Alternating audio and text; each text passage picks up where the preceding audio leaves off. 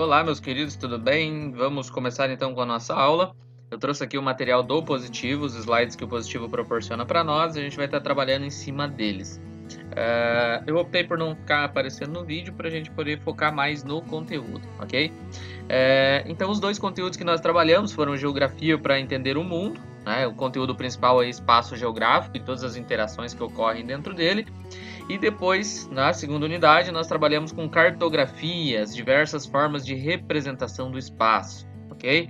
Vamos começar com o primeiro conteúdo relativo à primeira unidade, compreendendo o que é espaço geográfico, tá? O espaço geográfico nada mais é do que o resultado da atuação humana sobre os recursos naturais, ou seja, é tudo aquilo que o ser humano produz, né, somado àquilo que a natureza fornece, ou seja, é o resultado da interação homem-natureza. Tá?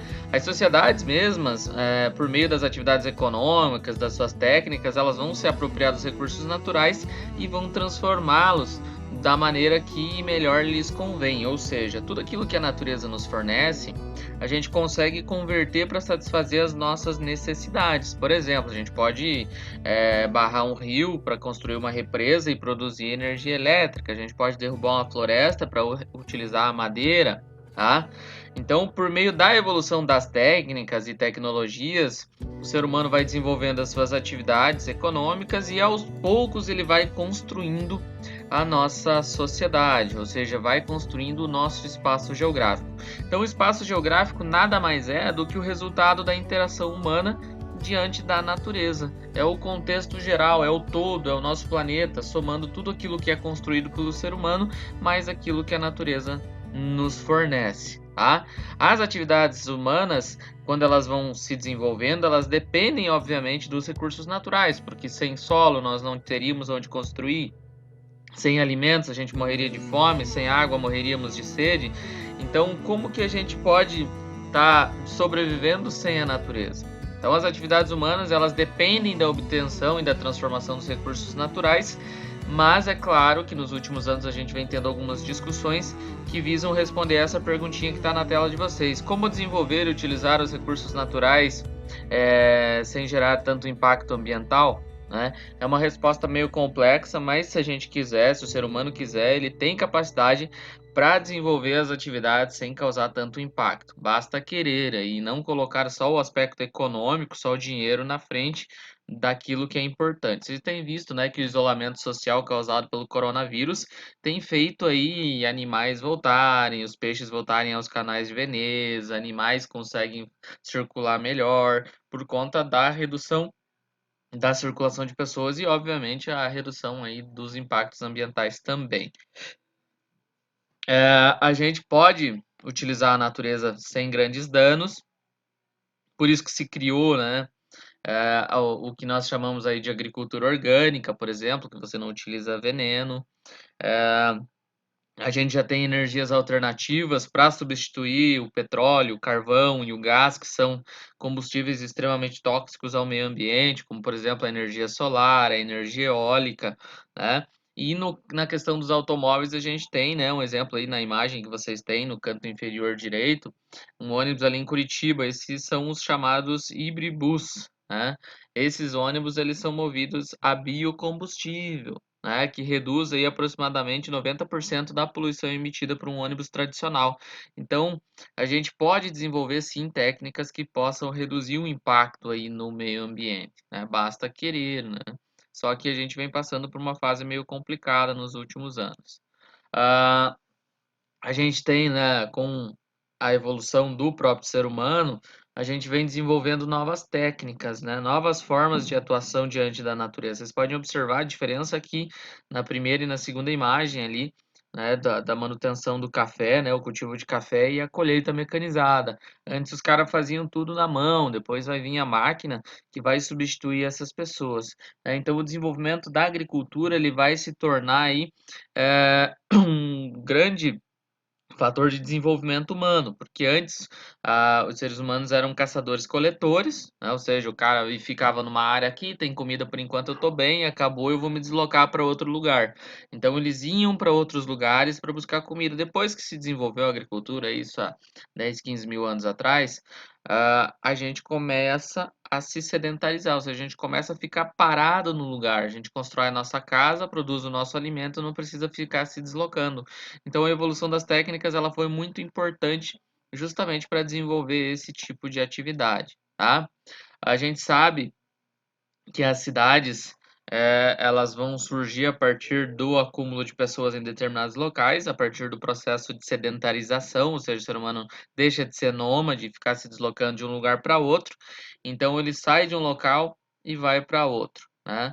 As pessoas começam a ficar mais aglomeradas, mais próximas e atividades começam a se desenvolver, ou seja, as especializações das funções, elas começam a ocorrer.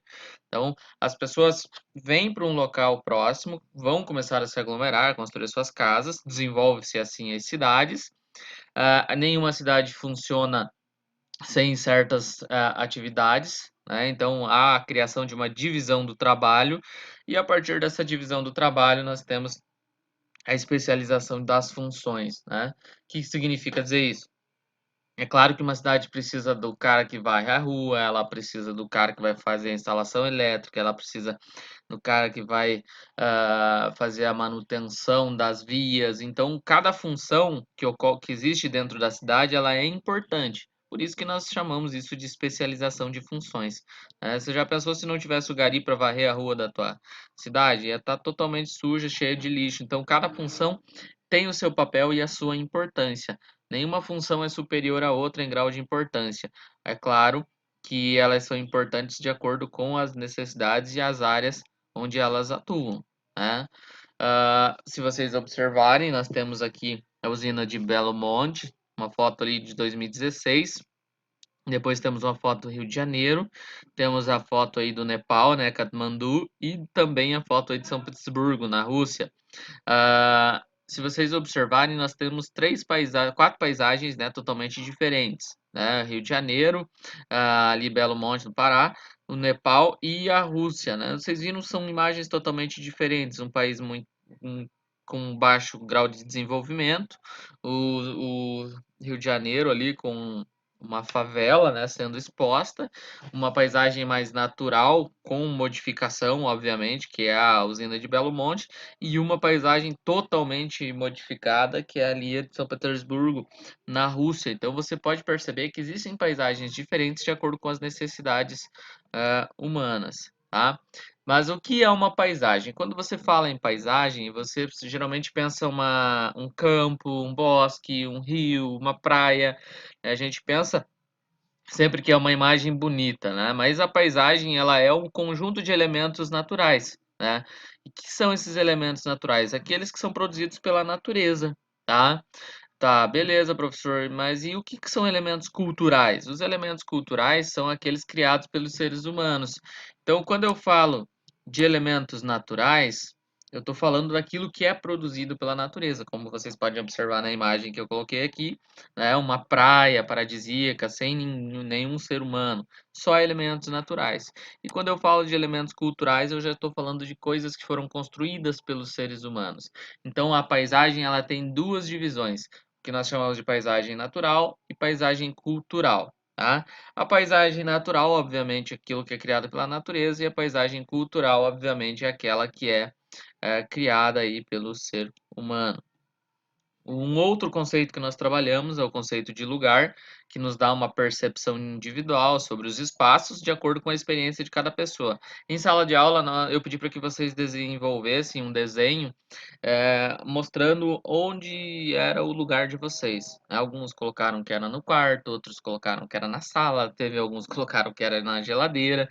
Então, quando a gente fala de lugar, o conceito de lugar na geografia, a gente está falando de vivência, né, da nossa vivência, né. Pode ser o nosso lugar na nossa casa, que é o nosso quarto, por exemplo, pode ser no nosso trabalho, que é a nossa escrivaninha, a nossa mesa, a nossa sala, ou também, né, podem ser só um local de passagem mesmo, né, por onde você vai e depois deixa para trás, né, mas ficam resquícios seus ali, né. Então o conceito de lugar nada mais é do que um ambiente que nos traz familiaridade, né, onde tem as nossas características. Quando a gente fala também lá na apostila de vocês, né, do local ao global, vocês têm lá vários círculos na apostila de vocês. Então a gente trabalha com algo que vai do local ao global. O que que significa dizer isso? Com a globalização, com a evolução da tecnologia, todos os locais ficaram acessíveis a nós. Eu posso visitar qualquer parte do mundo sentado em uma cadeira, tá? E, obviamente, a partir dessa cadeira eu posso ver imagens, ver vídeos, fazer um tour em tempo real, imagens em 365 graus. Então, o global ele está muito mais próximo, pelo menos dentro de uma nova forma de percepção, né? Então, você sai lá da tua casa, para o teu bairro, do teu bairro para o teu município, do teu município para o teu estado, do teu estado para o teu país, do teu país para o teu continente, enfim, planeta Terra, né? Então, quando a gente fala do local global, a gente pode sair de um local simples, que é lá o sofá da tua casa, e ir visitar uma região que fica lá na Sibéria, por exemplo, usando a internet, por exemplo. Então, o desenvolvimento e a evolução das tecnologias, ele favoreceu muito a conexão dos locais, né? Outra forma que a gente não pode esquecer quando se fala nesse sentido é os transportes, né? Os transportes, eles deram uma noção de redução do espaço, porque, por exemplo, você fazer a pé um caminho aí de 5 quilômetros, vai fazer a pé leva o quê? Meia hora? Mais. De carro você faz em 10 minutos, né? Então a percepção de redução dos lugares, das distâncias, melhor dizendo, ela também foi acontecendo, ok? Ah, quando a gente fala de redução das distâncias devido à evolução dos transportes, a gente trabalha com escalas geográficas, né? Nós temos uma escala nacional, que são cidades distantes dentro do mesmo país, né? Por isso que a gente fala em por exemplo, você vai pegar um voo, vou fazer escala em tal lugar, né? Se vai fazer uma escala dentro de um país, é uma cidade distante dentro de um mesmo país, uma escala em países diferentes e também escalas regionais que vão de acordo com os critérios a serem definidos pelas regiões, né? Agora, região é um outro conceito que a gente está trabalhando, já trabalhou em sala de aula, que é uma divisão do território brasileiro, né? De acordo com algumas características específicas. Vocês têm aqui as 5 regiões do IBGE, né, que é a região norte, aqui pega os países os países não, perdão, os estados da região norte do Brasil, como Acre, Amazonas, Roraima, Amapá, Pará, Rondônia, Tocantins. Temos a região nordeste, como Maranhão, Piauí, Ceará, Rio Grande do Norte, Paraíba, Pernambuco, né? Temos aqui os estados da região sudeste, São Paulo, Minas, Espírito Santo e Rio, e os estados do sul e do centro-oeste. Então, essa regionalização do IBGE leva em consideração os limites estaduais, né, para definir em 5 regiões com características bem parecidas, tá? Temos aqui também um segundo mapa, a divisão do território brasileiro em regiões político-administrativas, também criado pelo IBGE. Só que quando a gente fala de região político-administrativa, obviamente, nós estamos falando em não respeitar as divisas estaduais. Vocês podem observar aqui, ó, que a Amazônia Legal e a Amazônia Internacional ela está representada. A Amazônia Legal é a que está dentro dos limites aqui do Brasil.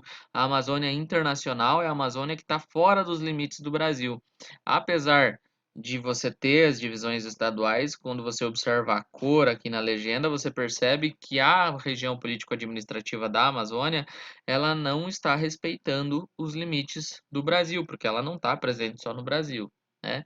E temos também uma outra forma de regionalização, né, que leva em consideração os aspectos políticos, ou econômicos, ou sociais, ou culturais. Então, região é um recorte do espaço, né, com características específicas, tá? Depois nós temos o território, né, que é um outro conceito que nós trabalhamos. Inclusive, na primeira avaliação, vocês já responderam perguntas sobre isso. Então, o território é um espaço demarcado por fronteiras naturais ou culturais. Essa demarcação ela vai obedecer uma relação de posse ou de controle sobre certa porção de terra. Então, quando se fala em território, se fala de relações de poder, tá? Sobre certa porção do espaço, tá? Apropriação do espaço no território, né? No território nós temos apropriações político-administrativas, como mencionei anteriormente. Nesse espaço, basicamente, são estabelecidas regras que passam a valer em todo o território. Por exemplo, uma organização política determinada pelo modo de governo. No caso do Brasil, nós temos aí uma República Federativa Brasileira. Esse é o nosso modo de governo. No Brasil, o território, então, ele é regido por um sistema de governo democrático e presidencialista. Os cidadãos do país é que escolhem os seus líderes através do voto, como vocês podem ver na urna aqui ao lado, tá? Então, quando a gente fala de apropriação do espaço a partir do conceito de território, a gente está falando de poder, de controle, de estabelecimento de limites, fronteiras, além do estabelecimento de regras e também de leis, né? Ah, Obviamente, né, que um país, aqui a pergunta para vocês, um país tem dono? Um país deve ser habitado somente por seu próprio povo? Não necessariamente, vocês sabem que existem leis que permitem a entrada de pessoas de nacionalidades diferentes dentro dos territórios, ok? Então, a primeira parte, os primeiros conceitos de território, paisagem, região, lugar e espaço geográfico, nós já trabalhamos, vamos entrar agora na segunda unidade, né, trabalhando com cartografia. Meus queridos, tudo bem? Vamos para a revisão da segunda unidade. Então, vamos falar de cartografia, né? Cartografia é a ciência que se ocupa com a produção e elaboração de mapas. O responsável técnico pela produção dos mapas é o cartógrafo, tendo como resultado, né, desse estudo, dessas práticas de obtenção de informações, o mapa, que nada mais é do que uma representação do espaço que tem como função localizar, orientar e informar os indivíduos sobre determinada área ou porção do espaço. Tá? A apostila de vocês traz aí essa primeira imagem, né, o mapa de Gassur. É o primeiro mapa de que se tem informação, nada mais é do que um bloco de argila com alguns desenhos ali, um tanto quanto estranhos. Mas se você parar para observar mais, vai perceber que tem uma espécie de um rio, algumas montanhas ou florestas ali que são desenhadas. O que nos dá a informação de que os primeiros mapas nada mais eram do que o resultado da observação da paisagem. Então você observava onde tinha uma montanha, onde tinha um rio, onde tinha um vale, e você fazia um desenho no formato parecido para que você pudesse identificar aí no mapa. Obviamente, né, no século XXI, a gente já tem sistemas bem modernos, né, de orientação. Você não precisa mais, obviamente, você precisa da observação da paisagem, mas agora você tem muito mais capacidade técnica para a análise do espaço, né? O maior exemplo disso é o Guia de Posicionamento Global, ou Sistema de Posicionamento Global, que é o GPS, que nada mais é do que uma tecnologia de mapeamento via satélite, né? Então, o que que você tem? Você tem ali vários satélites que se entrelaçam, né, ao entorno do nosso planeta, eles cruzam informações para a obtenção de localizações específicas dentro do espaço. O GPS ele é localizado hoje na maioria dos aparelhos celulares ou também ali no automóvel que vocês têm, né, na casa de vocês, ele apresenta um sistema também de posicionamento global, tá? Mas como que o GPS se localiza dentro do espaço para ele dar com precisão as localizações, né? Primeiro você tem que saber trabalhar com sistemas de orientação para compreender isso, tá?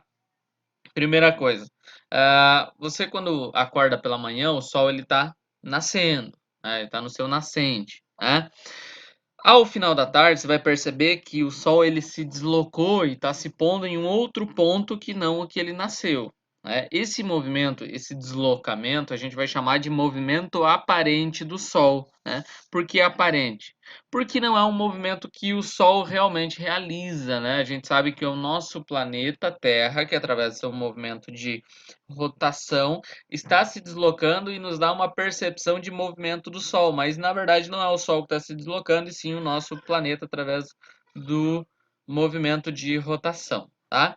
Nós temos algumas formas de localização no espaço, que são os pontos cardeais e os pontos colaterais. Os cardeais são os mais conhecidos, como norte, sul, leste e oeste. Depois, no entremeio desses pontos cardeais, nós temos os colaterais, que são norte, nordeste, sudeste e sudoeste, né? A junção de norte e oeste vai formar noroeste. A junção de norte e leste vai formar nordeste. A junção de leste e sul vai formar sudeste. A junção de oeste oeste e sul vai formar o sudoeste, então são formas bem específicas, né? A gente se localiza dentro do espaço a partir disso. Para você identificar os pontos cardeais, tem uma técnica simples, você joga o teu braço direito para onde o sol nasce, ou seja, no leste, o esquerdo obviamente vai para o oeste, à tua frente você vai ter o norte, as costas você vai ter o sul. É uma técnica simples de localização, ok? Os sistemas de orientação, né, eles vão sendo modificados ao longo do tempo, né? Um dos mais conhecidos é a bússola, né, que direciona diretamente ao polo magnético da Terra. Imagine que o nosso planeta seria um grande ímã e a agulha, né, da bússola ela vai ser atraída por esse grande ímã, né, apontando sempre para a direção norte do nosso planeta, tá? Mas para além dos pontos cardeais, colaterais e subcolaterais, que eu não mencionei anteriormente, até porque vocês vão estudar para frente ainda, lá no primeiro ano do médio, a gente também tem que estudar as coordenadas geográficas, que são essenciais para a compreensão dos mapas, tá? Vamos falar sobre os paralelos. Paralelos nada mais são do que linhas imaginárias que marcam as latitudes. O que que é latitude? Então, a latitude, pessoal, nada mais é do que a distância em graus em relação à linha do Equador, tá? Então, quando se fala em graus ali de latitude, você tem o Equador como ponto zero, né? Você tem de 0 a 90 graus para norte, 0 a 90 graus para sul, tá? Então, a latitude, ela serve para que a gente possa definir as zonas térmicas do nosso planeta, né? Se você observar aqui, nós temos as zonas térmicas. Você tem o Equador como base zero, então você tem 0,90 graus para norte, 0,90 graus para sul, ok? Então, aqui, quando a gente fala de paralelos, nós temos três paralelos principais, que é o Trópico de Câncer e o Trópico de Capricórnio, e ao centro nós temos a linha do Equador. As regiões entre os trópicos, a gente vai chamar de regiões intertropicais, tá? Essas regiões elas têm o Equador como centro, estão então entre os dois trópicos de Câncer e Capricórnio, nós temos as regiões intertropicais. Fora dessas duas regiões aí, nós temos as regiões temperadas ou zonas temperadas, tá? As zonas intertropicais, então, elas estão entre o Equador e os trópicos e recebem luz solar com uma grande intensidade em um certo período, né? Geralmente são áreas mais quentes, são as regiões de clima tropical, ok? As zonas temperadas, que estão fora dos dois trópicos aqui, tanto essa aqui quanto esta aqui, você tem quatro estações que são bem definidas nessas regiões e, claro, não podemos esquecer aí das regiões polares, que são extremamente frias. Então, essa região aqui, ó, entre os trópicos, é uma região que recebe bastante iluminação do sol, bastante luz solar, por isso são regiões mais quentes aí do nosso planeta, ok? Então, quando se fala em latitude, vamos lembrar sempre que a distância em relação à linha do Equador, tanto para norte quanto para sul, ela é medida em graus, vai de 0 a 90 para sul, 0 a 90 graus para norte, ok? Depois nós temos os meridianos. Anteriormente nós falamos dos paralelos principais, Trópico de Capricórnio, Trópico de Câncer e Equador. Três paralelos principais. Agora, meridianos. Nós temos um meridiano principal, que é o meridiano de Greenwich, né? Então, você viu que a latitude ela marca, aliás, os paralelos eles marcam a latitude, né? Latitude e distância em relação ao Equador. Agora os meridianos eles marcam as longitudes, né? Eles são perpendiculares aos paralelos, ou seja, eles cortam os paralelos e definem os fusos horários, tá? A longitude, diferentemente da latitude, nós temos então a latitude em relação à distância em relação ao Equador, a longitude é a distância em relação ao meridiano de Greenwich. A latitude ela vai de 0,90 graus para norte, 0,90 graus para sul. Aqui é diferente, aqui nós temos na longitude 0 a 90 graus para 0 a 180 graus para leste, 0 a 180 graus para oeste, tá? Só para você ter uma ideia, 180 a 180, 360 graus, né? Que é a circunferência do nosso planeta, tá? Então, quando eu mencionei ali que A longitude, ela é a distância em relação ao meridiano de Greenwich, está aqui, ó, essa linha que vocês podem observar aqui, ela corta o nosso planeta, né, ao meio, divide em dois hemisférios, leste e oeste, tá? O ponto zero é o meridiano de Greenwich, ele vai de 0 a 180 para leste, 0 a 180 para oeste, 180 a 180, 360 graus, que é a circunferência do nosso planeta. Outra questão, vocês viram que as latitudes, elas dividem o nosso planeta em zonas climáticas, zonas temperadas, polares e intertropicais e equatoriais. Aqui na longitude nós temos a definição dos fusos horários. Cada fuso horário equivale a 15 graus, tá? Nós temos 24 fusos. Se nós temos 24 fusos, nós também temos 24 horas durante um dia, tá? Então, cada fuso horário desse corresponde a uma hora dentro do nosso planeta. Se você pegar do ponto zero para leste, você vai somar uma hora a cada fuso horário, tá? Se você pegar para oeste, você vai diminuir uma hora a cada fuso horário. Você já deve ter visto em alguma marcação, um livro, que o Brasil ele tem um horário 3 GMT, tá? Que é um número negativo, menos 3 GMT. Significa dizer que nós estamos 3 horas atrás do meridiano de Greenwich. Uma, duas, três. Então o Brasil ele está definido aí com 3 horas de atraso em relação ao meridiano de Greenwich. É para isso que serve, então, a longitude, para definir também os nossos fusos horários, ok? O fuso horário, né, como eu mencionei antes, ele é resultado da movimentação do nosso planeta. O nosso planeta, a gente sabe, ele não recebe iluminação da mesma forma em todo o território. Então, algumas áreas vão estar recebendo luz solar, outras áreas não, né? Por isso que nós temos, então, o nosso planeta com 360 graus, né? Que é a circunferência total, a gente dividiu em 24 horas de 15 graus para cada hora. Então, nós temos 24 vezes 15, 360. Vai definir aí os nossos fusos horários. Como eu mencionei antes, você parte do ponto zero, se você for para oeste, você vai diminuir uma hora. Se você for para leste, você vai somar uma hora, ok? Temos a linha internacional de data, né? Que é uma forma também de você compreender as variações dentro no que se refere às datas. Então, é uma delimitação que foi definida em 1884 em Washington, que tem o meridiano de Greenwich como meridiano inicial. O lado oposto ao meridiano de Greenwich a gente vai chamar de antimeridiano ou zênite, né? E vai definir então o que nós chamamos de linha internacional de data. Quando você cruza uma linha, essa linha internacional de data, automaticamente você vai mudar a data de um local. Se for de leste para oeste, você vai somar um dia. Se for de oeste para leste, você vai diminuir um dia aí no teu calendário, tá?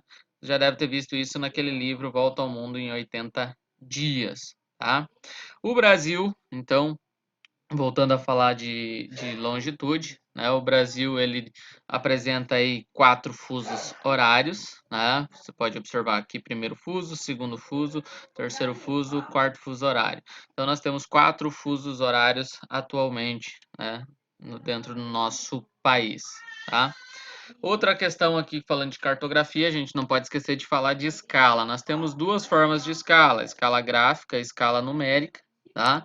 Mas isso é coisa para outro vídeo, né? Que vai ficar aqui na sequência, ok? Valeu, tchau, tchau.